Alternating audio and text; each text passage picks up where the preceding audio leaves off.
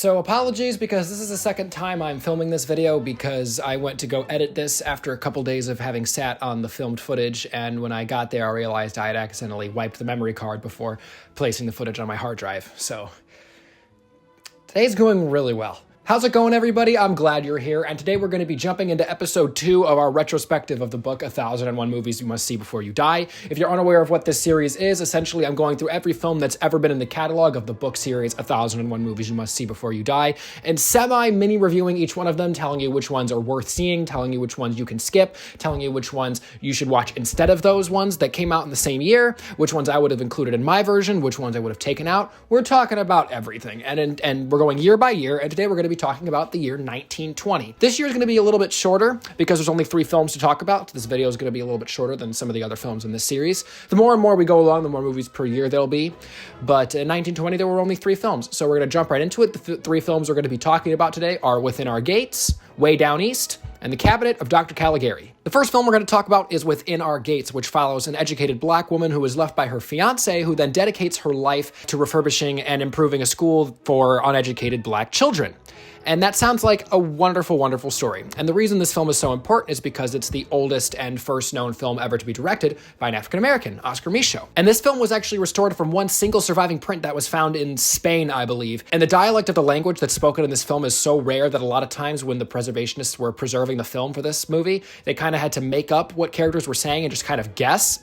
And I hate to say it because this film was so important, but it shows. The restoration is not great. There are plenty of shots and entire scenes even that kind of look completely destroyed even after the preservation. The print that I watched even expressed that they couldn't get a ton done with this. They could barely get it even remotely watchable. And on top of that, the dialogue issues with them just having to estimate what the characters were saying kind of makes whole entire scenes not make a whole lot of sense because you don't really know what they're talking about half the time. And because of that, the story can feel incredibly disjointed. There's a lot of characters in this movie that don't really have anything to do with the plot, and it's just a very, very clunky mess. I understand the importance of this film, but it's just not something that's very well put together or well preserved. I don't really know if I would recommend you watch this because there wasn't a ton that I would think you'd be able to learn from with this film. However, I do appreciate the importance and the significance of it being the oldest surviving and first known film directed by a black person. And I can appreciate that for sure. But in terms of filmmaking, there's not a whole lot here to really appreciate and to chew on, for me anyway. But if this does seem like your thing, check it out. It's free on YouTube. Go ahead and figure it out for yourself. Form your own opinion on it. Just for me, there wasn't a ton about this that worked. The performances from the actors, and especially the lead woman, are fantastic. She gives a phenomenal performance, beautiful facial expressions. She does a lot with her eyes in this film, especially. That conveys a whole lot. Her eyes really tell the entire story, which is important, especially for a silent film. But aside from some really great performances, there's not a ton in here from a filmmaking perspective that's easy to appreciate. Moving on to the second film of 1920, we're talking about yet another D.W. Griffith YouTube apology video, Way Down East. This film deals with issues of class instead of race. This film follows a young, poor Southern woman who is duped into a marriage by a rich guy for appearances, and when he dumps her and essentially leaves her for dead, she's forced to rebuild her life from the ground up. Another thing that sounds like a wonderfully interesting story, but for a silent film, it just doesn't work. We talked in the last video about Broken Blossoms, how that film is a very intimate story and how it doesn't really lend itself to silent films very well because you kind of want to hear the dialogue and listen to these characters talk to each other instead of reading it all the time. And Way Down East has that issue times about 1,000. It's about an hour longer than Broken Blossoms. It's about 2.5 hours. It really doesn't need to be that long, and you're reading the film a lot of the time. And on top of that, it's a silent film, so there's a background track for the entirety of it, and it doesn't really make it easy to take seriously when it's kind of happy-go-lucky early 1920s carnival music playing over what's supposed to be a serious scene. So this movie just straight up didn't work for me. This is the first one where I can confidently say you can skip it because there's so many D.W. Griffith apology movies, and this one's just like, guys, I was so wrong. Like, poor people can be cool sometimes. It feels very condescending. I'm sure at the time it was a really profound message, but 110 years later, when we have hundreds of other films that talk about the same issues way better, there's not a lot here. And D.W. Griffith gets a lot of praise because of how revolutionary he was for the time, and especially for films like Intolerance and For the Wrong Reasons, Birth of a Nation. But at the same time, his films that came after those two are a lot less technically well made than people make them out to be. This film is fine, you know, it's technically an epic. It trots over a lot of different landscapes. There's wonderful costume design, beautiful set design, gorgeous locations.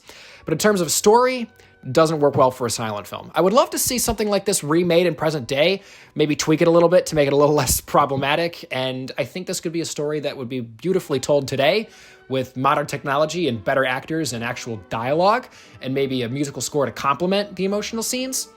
But for 1920, you can skip this one. I wouldn't say you have to see this one before you kick the bucket. And last but certainly not least, actually certainly the best, we're talking about the German horror iconic classic, The Cabinet of Dr. Caligari.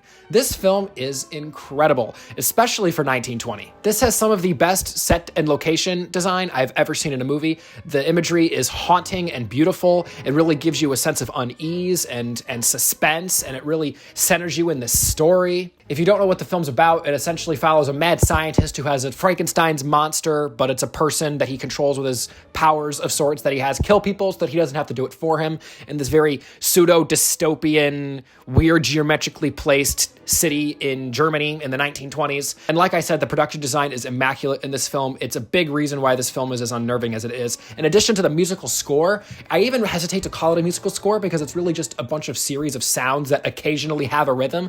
That also adds to the unease of this film because you never really know what noise is going to come out of these instruments next. And on top of that, they're really creepy noises and it freaks you out a lot. There's plenty of iconic shots in this movie. The performances are incredible. The iconic villain is great. The characters are very memorable. The ending is where I have a problem because back in the 20s, filmmakers didn't really have any reason to trust audiences to understand a subtle twist ending without just stopping and actually explaining it to you. And that can kind of take you out of the final few minutes. Also, I don't really like the twist anyway because it kind of undermines all the beautiful things that came before it.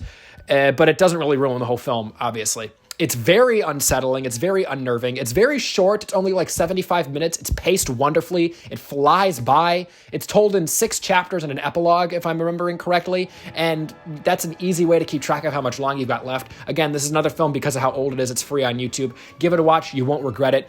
Beautiful costume design, wonderful music, great performances, some seriously, genuinely scary imagery that I still think about weeks after seeing the film. It stuck with me for a while. And for a film that's over 100 years old to genuinely unnerve me in the year of our Lord 2023 is a huge compliment. This film has aged greatly. Highly recommend this film. You definitely should watch it. All right, hopefully I can remember to transfer this footage onto my hard drive before I wipe the card again. We're going to start editing right away, so hopefully I don't forget again. But thank you all so much for watching. I'm so glad this series is continuing to be fun to do. I can't wait to do 1921. There's one film that they didn't include in this book in 1921 that I'm very pissed about that we'll definitely talk about. For 1920, I don't really have any. I don't have anything else that I would put in here. And so in terms of something I would take out, probably Way Down East, and maybe Within Our Gates, but that all really just depends on what interests you as a viewer. So figure it out for yourself. If it seems like something you'd like, check it out, but if not, you can skip it. Once again, thank you so much for watching this video. I can't wait to keep going with the series. 1921 is obviously up next. We'll do that very soon. Follow me on my Letterboxd so you can see me watch these films and possibly review them on there in real time. Like the video, share the video, subscribe to the channel, and I'll see you guys in the next video. Peace out.